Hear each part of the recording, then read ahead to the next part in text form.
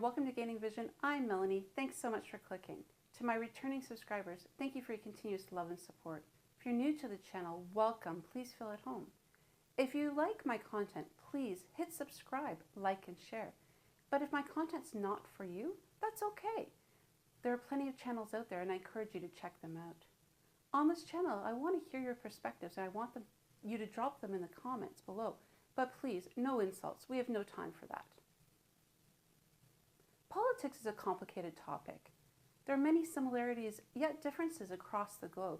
And today I want to discuss a similarity that I see happening in the United States and in South Africa. We know that there are political parties, and in a political party, there's a leader and members. And the members should stand by their leader no matter what. They stand for the manifesto or what the party stands for. They will protect that leader till the end. However, when a political party gets into power, elected by the people, things need to change. So let's look at the United States. The United States, the Republican Party, had Trump as president, and they protected Trump no matter what. And searching for lawmakers. Security. Rioters came within 100 feet of Vice President Mike Pence, whose security detail took him to safety from an office near the Senate. 4 p.m., Trump tweeted from the White House, criticizing Pence for not having, quote, the courage to do what should have been done. Remarkably, the House was still in session when rioters attempted to break into that chamber. The crowd tried to break into the rear of the chamber where some lawmakers were still sheltering. And when Trump was president, he was impeached twice, yes, twice, for going against the Constitution. The members of the Republicans, though, stood by him, did not remove him from power, and actually incubated all of his 18 co-defendants, all of them, in the Fulton County conspiracy case. They have pleaded not guilty to racketeering and other criminal charges. So, unity, I guess. Beyond that, though, these 19 defendants are not exactly marching in lockstep. 5 of Trump's co-defendants have filed to have their cases removed to federal court, and the arguments they are trying to make to ensure that that happens, those arguments do not look good for the former president. Take, for example, 3 of Georgia's alleged fake electors, David Schaefer, Kathy Latham, and Sean Still. Now, they have all said in their court filings that their cases belong in federal court because they were just, quote, acting to assist the president or acting at the direction of the president. the wrongdoings. There were a few Republicans that did stand up against him for not standing for the Constitution. And one of them was Liz Cheney. A little over a year ago, I received a note from a Gold Star father. He said to me, standing up for truth honors all who gave all. And I have thought of his words every single day since then. I've thought of them because they are a reminder of how we must all conduct ourselves. We must conduct ourselves in a way that is worthy of the men and women who wear the uniform of this nation, and in particular of those who have given the ultimate sacrifice. This is not a game. Every one of us must be committed to the eternal defense of this miraculous experiment called America. And at the heart of our democratic process are elections. They are the foundational principle of our Constitution. 2 years ago, I won this primary with 73% of the vote. I could easily have done the same again. The path was clear.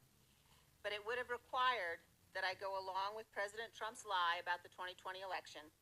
It would have required that I enable his ongoing efforts to unravel our democratic system and attack the foundations of our republic. That was a path I could not and would not take. No House seat, no office in this land is more important than the principles that we are all sworn to protect. And I well understood the potential political consequences of abiding by my duty.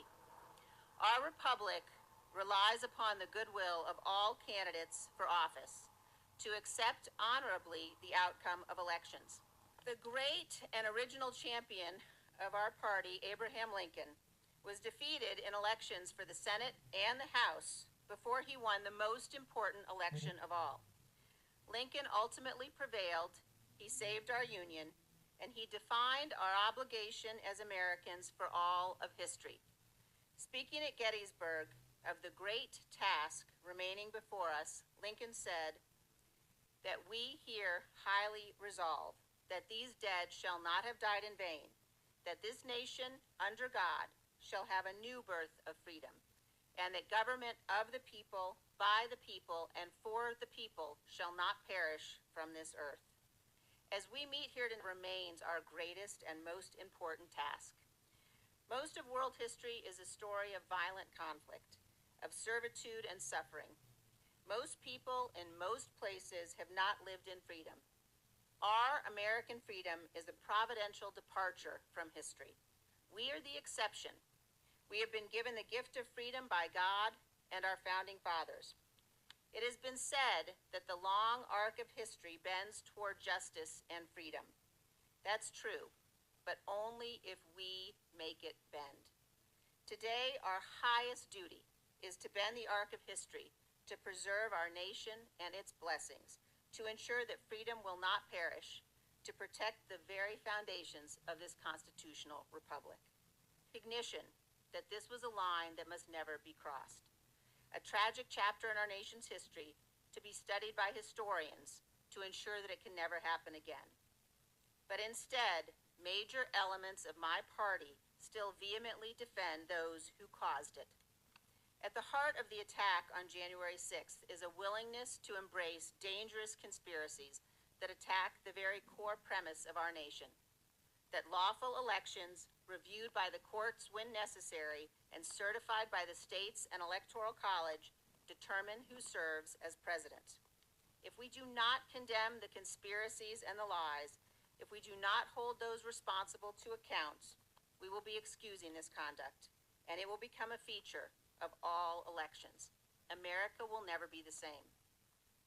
Today, as we meet here, there are Republican candidates for governor who deny the outcome of the 2020 election, where their refusal to follow the rule of law will corrupt our future. We also have an obligation to learn from the actions of those who came before, to know the stories of grit and perseverance, of the brave men and women who built and saved this union. And she reminds me of a minister in South Africa, Nkosazana Zuma, a member of parliament who stood up against the Phala Phala report. I'm joined now by Dr. Nkosazana Zuma. She is the Minister in the Presidency for Women, Persons with Disabilities, and... Youth and persons with disabilities. Oh, is that how we say it? Yes. Women, youth, and persons with disabilities. She's in charge of that ministry. Thank you so much for your time, Ma. The legacy of your work on tobacco remains very strong in the country, so that's a very good example to lean back on. There are questions that people have about you being in the specific department, or rather, you serving in President Cyril Ramaphosa's cabinet. Some have made remarks that towards the end of last year, you sounded like somebody who had no faith in his capabilities as a leader, yet you take up the opportunity to come back and serve under him. Why? This country needs people to serve the country. The people of this country need service. I'm serving the people. Do you regret standing up? And he has given me that opportunity to serve the people. I'm not serving him. He has appointed me to serve the people. And that's what I'm doing. Do you regret standing up in Parliament last year calling for the report on the Phala Phala matter to be adopted in Parliament? Do you regret that decision? Why should I regret? It was my decision. And then I want to move now. I don't think there's a reason why you should regret it. I want to move now to issues of... actually, let me stay with that for a little bit. Are there no concerns of repercussions on the ANC's part? There was a period where it said it wanted to take action against those who defied the organization in that moment, because there was a decision, a party line that was due to be followed.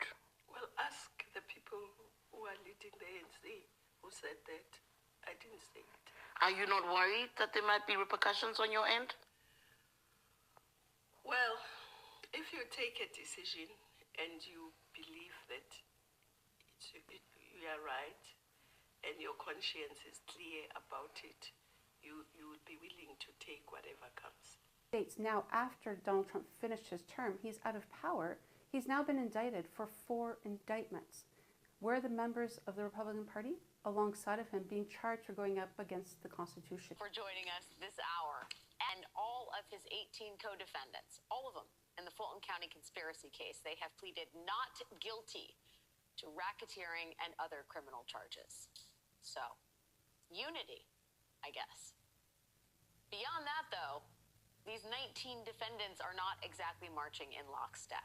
5 of Trump's co-defendants have filed to have their cases removed to federal court. And the arguments they are trying to make to ensure that that happens, those arguments do not look good for the former president. Take, for example, 3 of Georgia's alleged fake electors, David Schaefer, Kathy Latham, and Sean Still. Now, they have all said in their court filings that their cases belong in federal court because they were just, quote, acting to assist the president or acting at the direction of the president. This is something that the Republican Party has stood strongly for, but they're now seeing the repercussions of protecting the leader instead of the Constitution. When we look at South Africa, though, on the other hand, similarly, when a party goes into power as presidency, as the ANC did, they now have to shift their gear. Their dedication needs to be to the people that they serve and the Constitution. So when the ANC was debating the Pala report, members of the ANC stood up against the report. Adams RC. No. Aduns NG. No. April HG. Obsolete near. Basopu M. No. Bucas AJ. Near. Bilankulu JH. Nala. Bilankulu NK. Ngabashe Z. Ngenganqune sazela esinyulu ndiyala. Butelezi NS. Kapa N. No. Chabane MS. No. Dikhale MC. Awa. Direko DR. No. Doubt MA. Yes. Dlamini M. No. Dlamini NE. Abubu. Dlulane BN. No. Dundra MAL. No. Yankee QR. Are you not? It's really important for us to understand the difference from towing the party line to standing up for what is right, the Constitution, the people you serve. See, the people that elected you into power aren't necessarily members of your party. They don't necessarily support the leader itself, but what you petitioned on, what your platform was, and what they voted you in on. And therefore, your responsibility should be to the people and serving the Constitution, because nobody is above the Constitution in any country. So what happens when the leader goes against the grain and goes against the Constitution? The members of their party or the members of parliament should definitely stand up against it. Point of order. No, Speaker, we want to place on record that we do not agree with the approach that you have taken in terms of this vote. And we're going to subject this process to a judicial review, which will include holding you personally liable for having taken purposefully a wrong decision, which is destructive, is going to undermine the democratic rights of members of parliament. Because there is a huge difference. The outcomes, if it was secret ballot, was going to be different as opposed to what you're going to be doing now. And we've demonstrated several times, humanly possible, everything we've done to illustrate to you that what you're doing is dangerous, it's not sustainable, and it's impinging on the constitutional rights of members to exercise their right of holding the executive accountable without fear or favor. So we're going to take you to court. Thank you. And you're not going to win this. We can remind you when you come back that we have defeated you for taking irrational decisions. Thank you very much, Honor. Thank you very much. Speaker, look, our proposal and call for a secret ballot is really intended to try and safeguard the integrity of this process. These matters when we were debating the report. No, we didn't debate the secret ballot then. Okay, In case you were not listening, Mama. I give it to you. Thanks. We're saying the intention is to safeguard the integrity of this process. And our fear is exactly as correctly articulated by our colleagues, that now we're allowing a situation where people are going to vote under duress against the report, when they should have been given an opportunity by the House to vote and exercise their full independence. That's the unfortunate part. Lastly, Speaker, as I prepare to sit down, I need to make this point. We adopted these rules via the impeachment process because the Concord said we need to raise the threshold in terms of how we do the impeachment process and not treat it the same way we treat a vote of no confidence. Now, by accepting an open ballot, we are lowering the bar. We're doing the opposite of what the Concord said we should do. So we want to caution you and say we also do not agree with what you are doing, but you may proceed. Think about what's happening. With the Pala Pala saga, many ANC members are protecting him. They're not standing up for the Constitution and what's right. And the opposition parties are also trying to stand up for the Constitution and what's right. There's a lot happening on this topic, but yet the ANC seems to be digging that hole. What are your thoughts? Do you think the ANC is digging a hole for the president after he leaves power and the people supporting him? I guess we're going to have to wait to see what happens with the elections in 2024 and how Trump and the president in South Africa will survive. Love to hear your comments, thoughts, and ideas. Drop them in the comments. But don't forget to hit that notification button and definitely like and share.